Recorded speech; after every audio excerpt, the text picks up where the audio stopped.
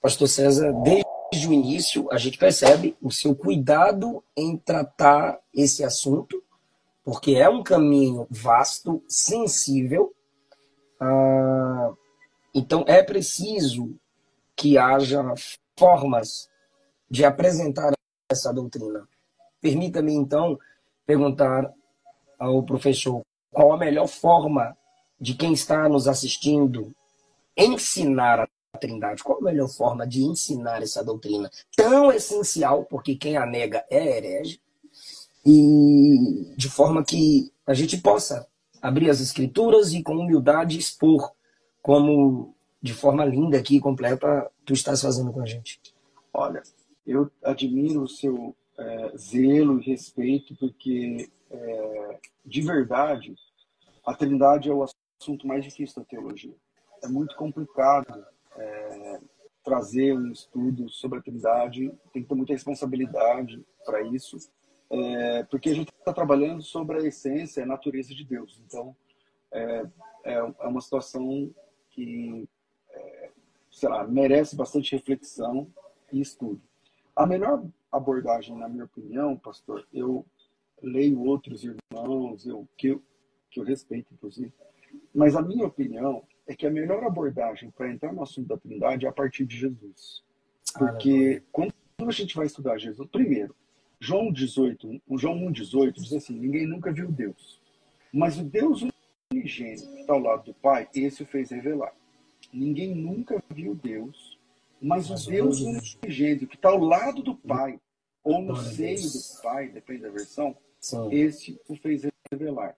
Ou seja, nós conhecemos a divindade através de Jesus.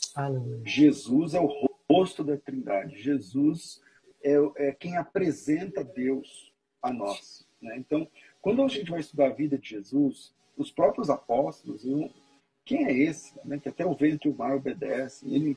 Ele é um homem como eu, mas ele fala como Deus. Ele come e dorme como eu, mas a obra que ele faz é uma obra divina. Ele não tem só desejo de curar pessoas, ele cura. A palavra dele é curadora. Então, a divindade de Jesus, ela vai sendo percebida nas linhas do Evangelho. Jesus nunca chegou nos discípulos e falou assim: pessoal, é o seguinte, ó, vem cá, tem uma reunião muito importante, tem uma bomba aqui para contar para vocês, eu não queria falar, mas eu sou Deus. Não, nunca falou isso. A divindade de Jesus vai sendo percebida nas linhas da Bíblia, até que quando o Tomé coloca a mão nas santas chagas de Jesus, ele fala: Senhor meu e Deus meu, né? E Jesus responde assim: porque você me viu, você creu? Quer dizer, Jesus não falou: não, você não pode me chamar de Deus, porque isso pega mal para mim. Não. Então, Jesus é chamado de Deus na Bíblia. Então, a melhor forma de conhecer a Trindade é seguir as pistas de Jesus Cristo. Como ele nasceu, e aí o que ele disse. Porque tem palavras de Jesus, tem um trilema interessante, que é um trilema do Josh McDowell. Ele fala o seguinte: ou Jesus é mentiroso, ou Jesus é doido, ou Jesus é Deus. Porque as coisas que ele fez e as coisas que ele falou, ou é mentira a ninguém. Até mesmo os adeptos das seitas mais terríveis, eles vão: não, Jesus é uma pessoa maravilhosa, não, Jesus, ninguém fala mal de Jesus. Então, Jesus é mentiroso? Não, Jesus não é mentiroso. O muçulmano não fala isso, o testemunho de Jeová não fala, ninguém fala. Ok. Jesus é doido? Ele não, misericórdia, não, Jesus é a pessoa mais bondosa, mais isso que lá. Tá bom, se não é mentira, e se Jesus estava no gozo das suas faculdades mentais, então ele é Deus. Então é verdade. Aleluia. Por quê? Aleluia. Porque ele é chamado de Deus. Os apóstolos, sei lá, Tito 2:11 até o 14, e o nosso grande Deus e Redentor Jesus, e Salvador Jesus Cristo. O tempo todo Jesus é chamado de Deus nas Escrituras, vez após vez, e isso é claro nas Escrituras. Então, a melhor forma de conhecermos a Trindade primeiro, Jesus é Deus na Bíblia? Não tem como dizer que não. Você vai conversar com o Testemunho de Jeová, por exemplo, eu fui debater com o Testemunho de Jeová esses tempos. A primeira pergunta que eu fiz foi: Jesus é Deus? Aí ele falou: É Deus, mas é um Deus menor, não sei o quê, é um Deus não sei o quê. Eu falei, peraí, ele é um Deus menor, mas ele é falso ou verdadeiro? Aí ele não vai dizer que é falso. Mas se ele disser que é verdadeiro, então não é verdadeiro Deus. Então, a melhor saída é começar estudando sobre Jesus. Jesus é Deus na Bíblia? Cristologia.